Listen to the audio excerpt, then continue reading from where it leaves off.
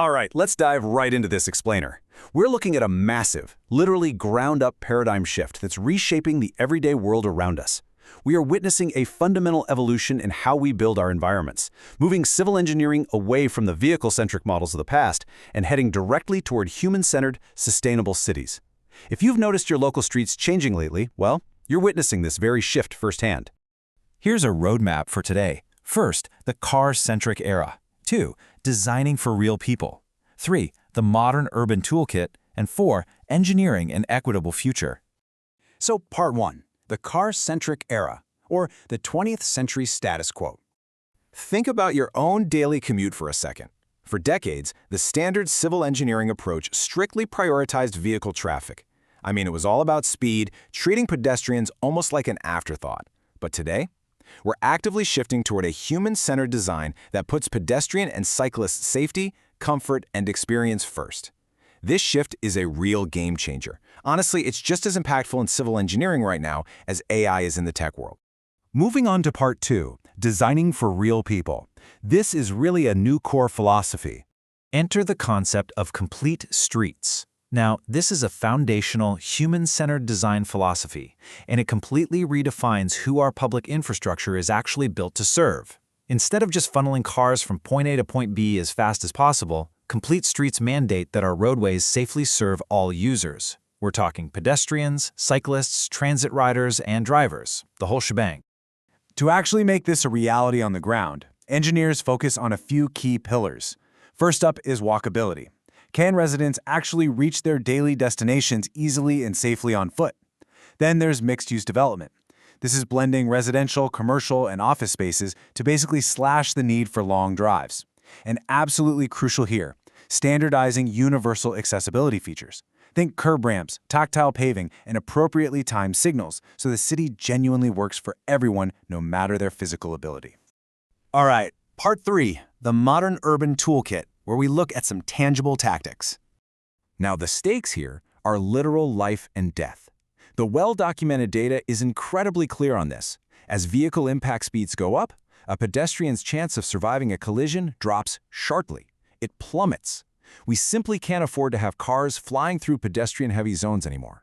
So how do we combat those fatal speeds? Well, civil engineers rely on step-by-step physical changes to the roadway that naturally force drivers to just slow down. By implementing narrower travel lanes, installing raised crosswalks, and placing strategic curb extensions, the physical environment itself actually dictates a safer speed. You're designing the streets so cars literally have to behave better. Which brings us to one of my favorite tools, the road diet. Just like it sounds, by reducing the number or the width of vehicle travel lanes, engineers can reclaim that asphalt. This instantly frees up room for pedestrians, cyclists, and vibrant public space, right smack in the middle of existing roadways. Take bike lanes as a prime example of this toolkit in action. Just slapping down a painted line? Well, that offers little more than an illusion of safety. But protected bike lanes, the ones physically separated from vehicle traffic by barriers or planters, they vastly outperform mere paint. They dramatically improve real statistical safety and, just as importantly, the perceived comfort of the people actually riding the bikes. But, it isn't just about getting from point A to point B. This brings us to placemaking. It's a design approach focused on creating genuinely appealing public spaces. By adding comfortable seating, strategic lighting, and beautiful landscaping, standard concrete thoroughfares are transformed into vibrant community hubs. These become places where people actually interact and want to linger, not just pass through. Let's dive into the multitasking miracle of sustainable urban design. When we weave the urban tree canopy and green infrastructure directly into the public realm, the benefits just compound. We're talking instantly lowering urban heat, improving air quality, and absorbing stormwater for climate resilience. And it does all of this while drastically enhancing the pedestrian experience. It's a total win-win. And behind the scenes, modern engineers are validating these designs using data and sensor technology to study actual human behavior. They look at what people are really doing, which directly informs evidence-based decisions. Plus, they're applying life cycle assessments to the infrastructure. This means actively selecting sustainable, lower-carbon concrete and materials, ensuring that building these spaces actually lessens our overall environmental footprint.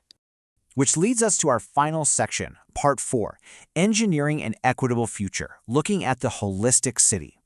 When we zoom out to look at the whole city, we hit the 15-minute city. This is an urban planning concept that's gaining immense traction worldwide right now. The goal? To ensure that most of a resident's daily needs, groceries, schools, parks, work, can be reached within a short 15-minute walk or bike ride from home. Think about that. It drastically reduces vehicle dependence across an entire metropolitan area. Making this holistic vision a reality, though, requires a few vital pieces of the puzzle. First, we need public transit-oriented development, basically concentrating density near transit stations. We also need genuine community engagement, incorporating authentic, resident input instead of just relying on top-down mandates. And above all, it takes a steadfast commitment to equity. We have to distribute walkability and green spaces fairly, merging transportation, environmental design, and public health, so the benefits aren't just concentrated in wealthier neighborhoods. Ultimately, what this genuinely interdisciplinary approach proves is that civil engineering is no longer just about calculating load-bearing limits or pouring concrete. Far from it. It's profoundly connected to public health. It reflects a broader recognition that cities are, at the end of the day, built for people, and engineering decisions have a direct daily impact on our human well-being. So, as we wrap up this explainer and look ahead to what it truly means to be a civil engineer in this new era, I want to leave you with one provocative question. Next time you step outside, I want you to really look around and ask yourself, who is your city really built for? Thanks so much for joining me.